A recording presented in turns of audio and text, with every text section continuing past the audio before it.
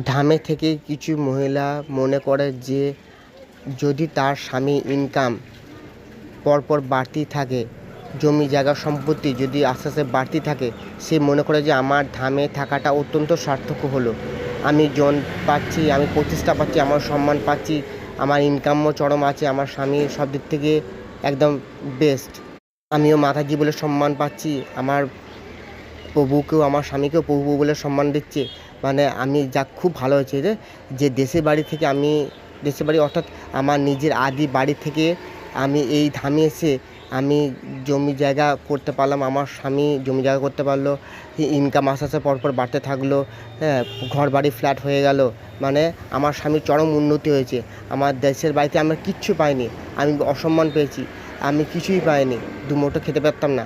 এখন আমি ধামে এসে এত কিছু পাচ্ছি, মানে আমার মানে কত প্রতিষ্ঠা বাড়ছে ধীরে ধীরে, কত ইনকাম বাড়ছে। মানে আমার স্বামী সত্যি আমার কাছে বিশাল বেস্ট।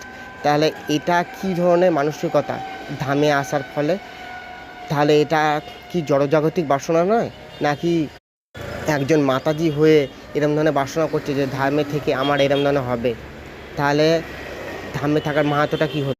এদিকে সকালবেলা উঠেই বলছি ন ধনং ন জনম ন কবিতাং বা জগদীশ কাময়ে, আমি জন যেন প্রতিষ্ঠা চাই না। তাহলে এসে কি আমি বাসনা করি? ধামে থাকার একটাই উদ্দেশ্য হচ্ছে আমি শুধুমাত্র হরিনাম পরায়ণ হব, ভগবানের প্রতি শুধু অত্যন্ত নিষ্ঠা সহকারে ভক্তি ভালোবাসা দিয়ে আমার জীবনযাপন কাটাবো।